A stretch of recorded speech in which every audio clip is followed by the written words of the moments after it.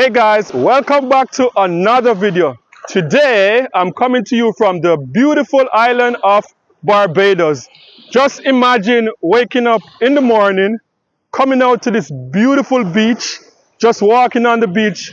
I'm just coming from Toronto, and it's getting a bit cold in Toronto. So just to be able to wake up 6 o'clock in the morning, just to be able to wake up 7 o'clock in the morning, 8 o'clock in the morning, and walk to this beautiful beach. This is amazing, and this is what the Caribbean is all about. So, coming to you from the beautiful Barbados. So, one of the things I love most about nature, in particular the Caribbean, and the beach is one of my favorite places. The beach gives you that place for reflection, like waking up early in the morning and just come to the beach and just reflect on life and reflect on the good, the bad, and the indifference. And the beach just give you that awesome space to reflect. When you're walking with the sands between your toes and you just hear the water in the background rushing, that is just like a beautiful place, beautiful space for reflection. And one of the things I'm most excited about being in Barbados, because if you follow my channel, if for people who know me, know that the Prime Minister of Barbados, the Honorable Mia Mottley, is pretty much my political hero. Like, I do not see any political figure, dead or alive, within my lifetime that I would say is amazing the way I view the Prime Minister of Barbados. Like, she's a very selfless woman. Whenever she gets the opportunity to speak on an international platform, it's almost like she's the Prime Minister of the Caribbean. And she's pretty much dubbed in most circles like the unofficial Prime Minister of the entire Caribbean, because I've never seen her on a public platform just talking about Barbados. She's always talking about Haiti. She's always talking about Cuba. Every country that goes through anything in the Caribbean, she's always addressing it. So, just to be here on this, ground, the home of my hero, the Honorable Mia Mottley, amazing feeling. Okay, so in 2024, when the conversation comes up of the prime ministers, the leaders in the Caribbean, like the strongest, the most popular leaders in the Caribbean, the names that normally surface to the top is Ralph Gonsalves from St. Vincent and the Grenadines, Mia Mottley from Barbados, and President Ali from Guyana. So guys, just sound off in the comment section if there's a name in that slot that I didn't say. Which leader in the Caribbean / West Indies do you think is the most popular, or do you think which leader is doing the better job out of all these leaders in the Caribbean? Sound off in the comment section and let me know what you think. And as I said, just being here, it's like reflection. And one of the subjects that's been in the media because of the American election is, can a woman be a good leader? With Vice President Kamala Harris, when she was running to be the President of the United States of America, and we saw with the loss in the election, people were saying it's misogyny, and men do not trust women to lead, and men do not want women to lead, and a bunch of stuff like that. People have been saying on the media. And what is interesting, I have my personal experience with this, because even leading up to the election, I'm at work, and the US election is like the hottest topic. And being Jamaican, I would have co-workers coming up to me from all different walks of society, because in Canada we are very multicultural, so we have people from everywhere in the world. So I would have people coming up to me and say, yo, like Kamala Harris for president and stuff like that. And I would say, like, I don't think she's going to win. And people would look at me strange, like, oh, like you're Jamaican and you don't think that she's going to win?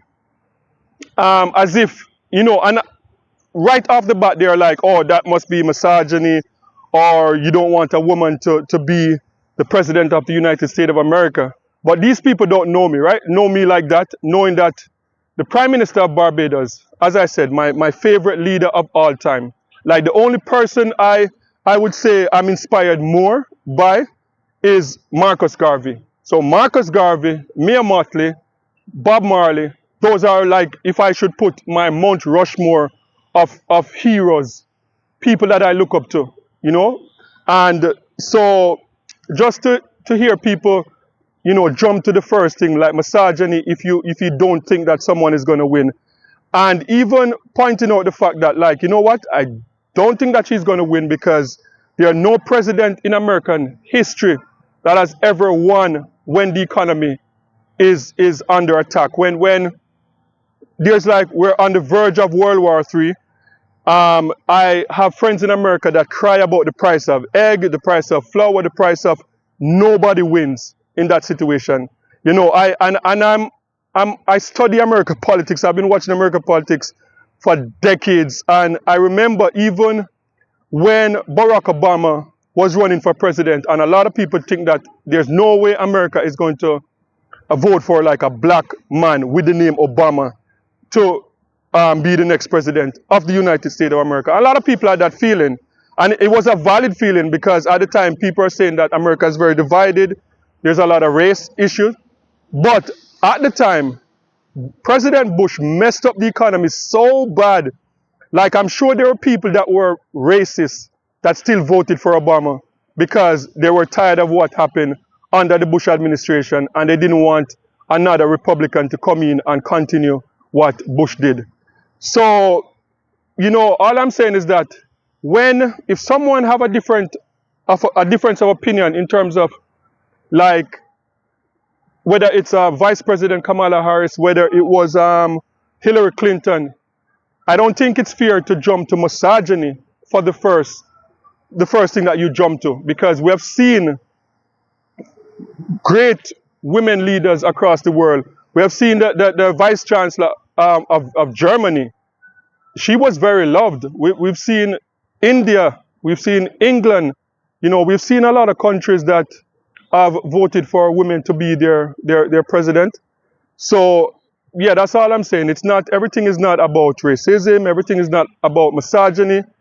You know, the reality is that when people are suffering, when people are struggling, the homelessness crisis in America, and it's not her fault, right? But she's a part of an incumbent government. She's a part of the Joe Biden administration. And so, yeah, she was going to lose because of that. And so, you know, that was just one of the things that I was reflecting on while I'm here in this beautiful island of Barbados. And as I said, Barbados is have one of the strongest currency in the Caribbean. Barbados is one of the safest country in the Caribbean. Barbados is not underdeveloped. Yes, every country in the Caribbean could use some work, but when you compare to Barbados to other Caribbean islands, you would have to say Barbados is one of the top countries in the Caribbean, and it's been run by a woman. So yeah, like, women can make great leaders.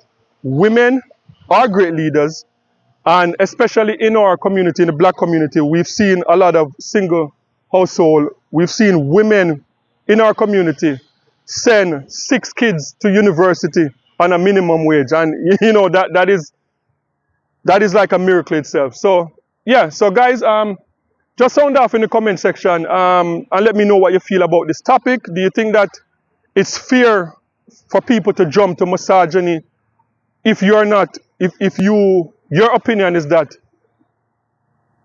like a particular person at the time, like talking now about Vice President Kamala Harris, was it misogyny why she did not win the election?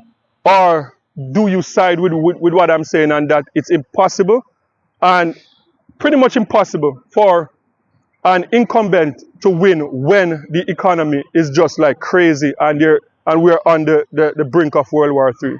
Sound off in the comment section and let me know what you think about this topic. And guys, don't forget to like, share, and subscribe for more amazing content. And remember, peace.